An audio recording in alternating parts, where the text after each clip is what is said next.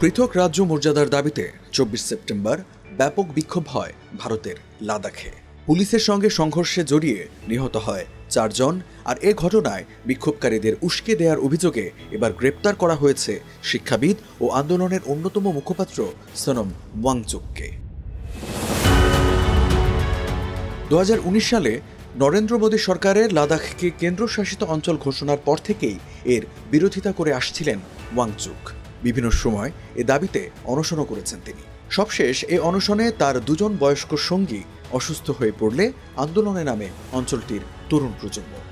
রণক্ষেত্রে পরিণত হয় লাদাখ, পুড়িয়ে দেয়া হয় বিজেপির অফিস ও সরকারি ভবন।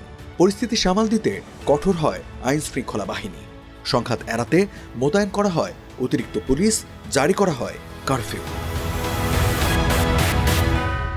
সংঘাত বাড়লে অনশন ভেঙে গ্রামে ফিরে যান ওয়াংচুক। তবে ততক্ষণে ঝরে পড়ে ৪ প্রাণ, যার দায় ওয়াংচুকের উপর চাপিয়েছে ভারতের স্বরাষ্ট্র মন্ত্রণালয়। অভিযোগ, ওয়াংচুক উস্কানিমূলক বক্তব্য দিয়ে জনগণকে সহিংসতায় নামিয়েছিলেন, কিন্তু পরিস্থিতি নিয়ন্ত্রণে আনার কোনো চেষ্টা করেননি। এদিকে লাদাখকে রাজ্যের মর্যাদা না দিলে যে এই অঞ্চলে তরুণদের ক্ষোভ কমবে না, সেটা জানিয়েছেন ওয়াংচুক। গ্রেপ্তারের আগে দেওয়া এক সাক্ষাৎকারে তিনি বলেন, এই দাবির জন্য যদি আমাকে গ্রেপ্তার করা হয় তাহলে আমি এর জন্য প্রস্তুত আছি। গ্রেপ্তার হওয়ার জন্য অপেক্ষা করছি।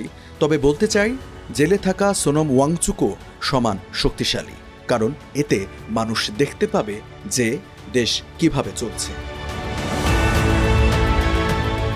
লাদাখে চলমান আন্দোলনে নেতৃত্ব দিচ্ছেন সেখানকার পরিবেশ আন্দোলনকারী ও শিক্ষাবিদ সোনম ওয়াংচুক।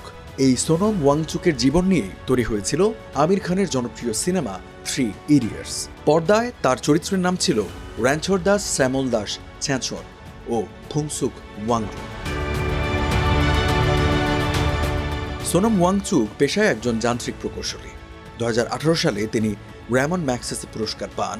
১৯৯৮ সালে তিনি SECMOL বা students educational and cultural movement of Ladakh school প্রতিষ্ঠা করেন, যার প্রধান লক্ষ্য ছিল লাদাখি শিক্ষার্থীদের আত্মবিশ্বাস পুনর্গঠন। র্যামন ম্যাগসেসের অফিসিয়াল ওয়েবসাইটের তথ্য অনুসারে জলবায়ু পরিবর্তন ও হিমবাহ গলার কারণে পাহাড়ি অঞ্চলের পানি সংকট সমাধানে সোনম ওয়াংচুক আইস স্তূপা নামক একটি কৃত্রিম হিমবাহ উপস্থাপন করেন, যা শীতকালে অপচয় হওয়া পানি সংরক্ষণ করে। এক্সে নিজের বায়োতে সোনম ওয়াংচুক লিখেছেন, ইঞ্জিনিয়ার থেকে শিক্ষা ব্যবস্থার সংস্কারক।